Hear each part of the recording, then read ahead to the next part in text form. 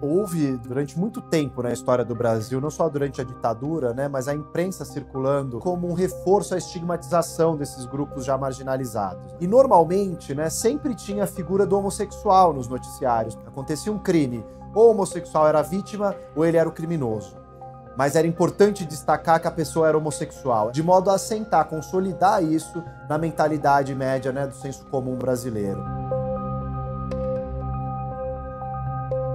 Não se tinha referências. Os gays que apareciam na televisão, os carnavalescos, como era o Clóvis Bornai, era uma imagem que a maioria, ou grande parte dos gays, não queria ser. Os gays diziam, eu sou gay, mas eu não sou aquilo. É esse o papel que eu tenho que fazer? Eu não quero ser isso.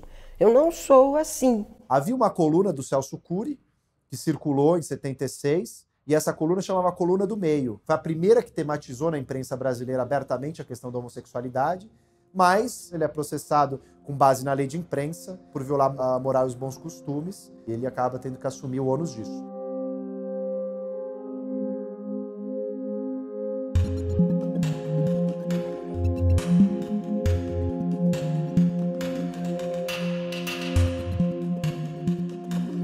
Nosso propósito era um jornal de homossexuais que abordasse temas caros à comunidade homossexual, o que incluía não apenas temas diretamente homossexuais. Nós vivíamos nesse momento uma disputa muito violenta com os grupos de esquerda que não acreditavam senão na luta do proletariado, que era chamada a luta maior, em busca de uma sociedade socialista. O jornal visava trabalhar todos esses temas que eram chamados lutas menores.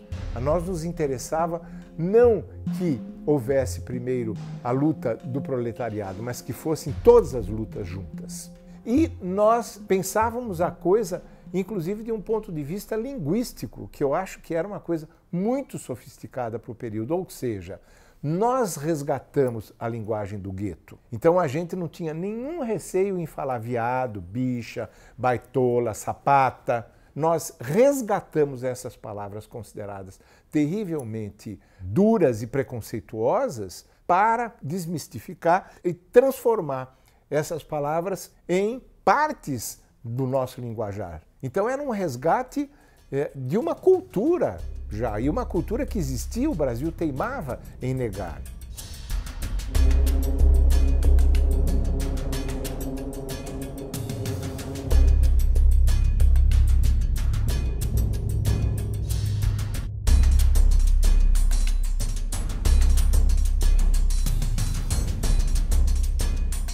O Lampião convidou as lésbicas do Somos para escrever um artigo sobre lésbicas. E pela primeira vez sai uma matéria dita em primeira voz. Nós corremos com aquilo debaixo dos bracinhos lindos e fomos para a noite paulistana, dentro dos guetos das lésbicas.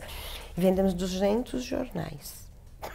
O Lampião acaba, num determinado momento, a gente não conseguiu espaço lá dentro, a gente achou que todos os meses ia ter coisas de lésbicas publicada e tal, mas não tinha. E aí a gente pensava muito em ter um veículo que a gente pudesse escrever. No terceiro Congresso da Mulher Paulista, a gente fez uma folhinha assim, só que era o número 0 do jornal chamado Xana com Xana. Nós só conseguimos lançar o número 1 mesmo do jornal Xana com Xana mais pra frente. E em janeiro de 82 saímos vendendo Xana com Xana nos guetos lésbicos. Não tinha tecnologia que se tem hoje. Oh, coitado, era muito feinho o nosso boletim. Mas ali a gente passava o recadinho das coisas.